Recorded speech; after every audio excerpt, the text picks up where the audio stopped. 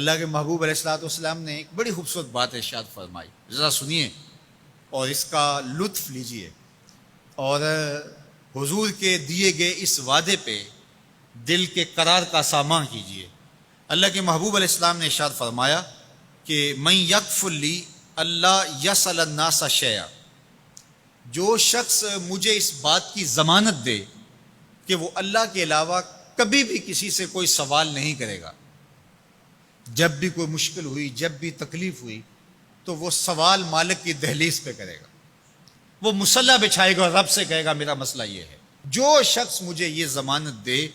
کہ وہ اللہ کی دہلیز پہ اپنے سوال رکھے گا، اللہ کے علاوہ کسی سے نہیں کہے گا، اللہ کے محبوب فرماتے ہیں اتکفل لہ بالجنہ، میں اس کو جنت کی ضمانت دیتا ہوں۔ اور یہ روایت حضرت ثوبان رضی اللہ تعالی عنہ سے مروی ہے۔ حضرت ثوبان نے جب حضور سے یہ فرمان سنا تو انہوں نے کہا حضور میں ضمانت دیتا ہوں، میں زندگی بھر اللہ کے علاوہ کسی سے سوال نہیں کروں گا۔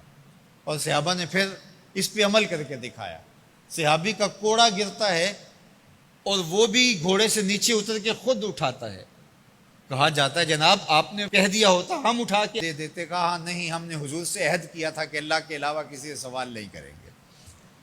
تو انہوں نے اتنا لحاظ رکھا اور اپنے وعدے کی پاسداری اس انداز سے بھی کی۔ تو یہ ہے وہ دولت جو کسی بندے کو اللہ صالح اعمال کے نتیجے میں عطا کرتا ہے۔ حضرت حسن بصری رضی اللہ تعالیٰ عنہ فرماتے ہیں کہ یہ کسی شخص کا ضعیف یقین ہے کہ جو اس کے پاس موجود ہے اس پر اس کو اعتماد ہے،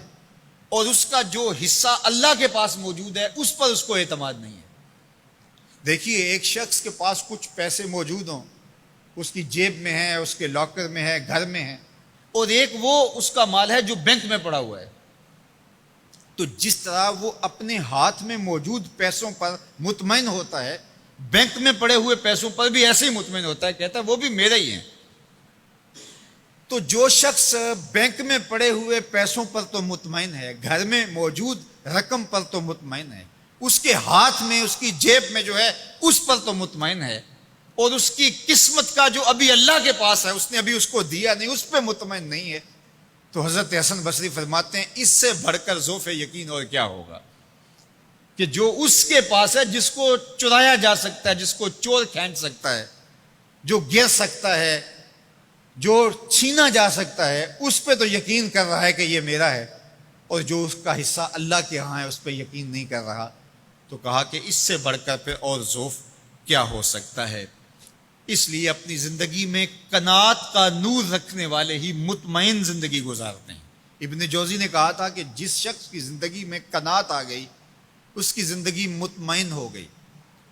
اور جس شخص کی زندگی میں طمع آ گیا اس کی زندگی گھٹن کا شکار ہوگی، اذیت کا شکار ہو گئی۔ حضرت سہل بن سعد الساعدی رضی اللہ تعالی عنہ سے یہ روایت مروی ہے کہ ایک شخص حضور کی خدمت میں آیا اور اس نے حضور سے ایک عجیب سوال کیا۔ اس نے کہا حضور مجھے کوئی ایسا عمل ارشاد فرما دیجئے کہ اگر میں وہ کروں تو مجھ سے اللہ بھی پیار کرے اور اللہ کی مخلوق بھی مجھ سے پیار کرے، ایک عمل ایسا بتا دیجئے اگر میں وہ عمل بجا لاؤں تو اللہ مجھ سے پیار کرے اور اس کی مخلوق بھی مجھ سے پیار کرے۔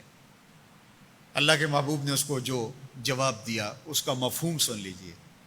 آقا کریم نے فرمایا جو دنیا میں موجود ہے، میسر ہے،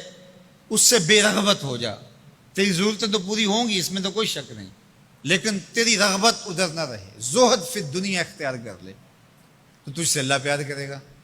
کہ یہ بندہ دنیا میں رہ کے بھی دنیا کا نہیں میرا ہے، اور جو لوگوں کے پاس ہے ان سے بے نیاز ہو جا تو لوگ تجھ سے پیار کریں گے، اور اگر تو لوگوں کی جیبوں پہ نظر رکھے گا اور لوگوں کی دولت میں، ان کے مال میں تجھے رغبت ہوگی تو فرمایا کہ پھر لوگ تجھ سے دور ہٹ جائیں گے۔ تو اللہ قناعت کا نور عطا فرماتا ہے شخص کو جو اچھے اور صالح اعمال بجا لائے۔